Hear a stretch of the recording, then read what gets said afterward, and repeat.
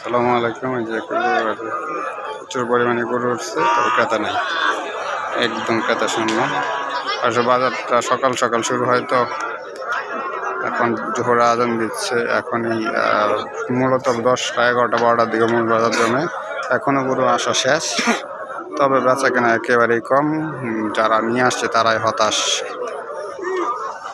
হচ্ছে। যে বাজারের অবস্থা প্রচুর পরিমাণে গরু, এটা অনেক বড় এরিয়া। এখানে শুধু অল্প একটু সাইড করে ওই দিক দিয়ে ভবন করেছে। এই যে ভবনের কাছ থেকে ভবনের ভিতরে ছাগল, আর বাহিরে দিকে গরু, আর সামনে অনেক জায়গা আছে, প্রতি জায়গা বড় সাইড দিয়ে। এখানে ইন্ডিয়ান গরুগুলো প্রায় সময় আসে, এখনও আছে ইন্ডিয়ান গরুগুলো। এই যে সিরিয়ালে যে গরুগুলো দাঁড়ানো আছে ওই যে গাছের নিচে, এগুলো সব ইন্ডিয়ান গরু ওখানে আসছে। সব এলাকায় গরু আছে। দেশে আসলে সিলেট এলাকা বিশাল বেশি, হাওড়া এলাকা, তো এখানে প্রচুর পরিমাণে মানুষে দেখলাম বাতান। হাওড়া থেকে বিকালবেলা এক একজনের 200-300 গরু নিয়ে রাখালটা মাঠ থেকে বাড়ি ফিরে।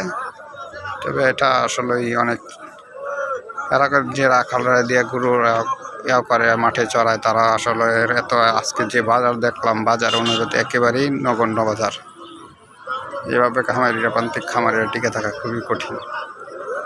তবে আশা করি বাজার বাড়বে, কোরবানি ঈদ সামনে আসছে। এখন হয়তো ক্রেতা কম থাকার কারণে বিক্রেতা বেশি, ক্রেতা কম, এই কারণে হয়তো গরুগুলো বেশি হচ্ছে। আপনি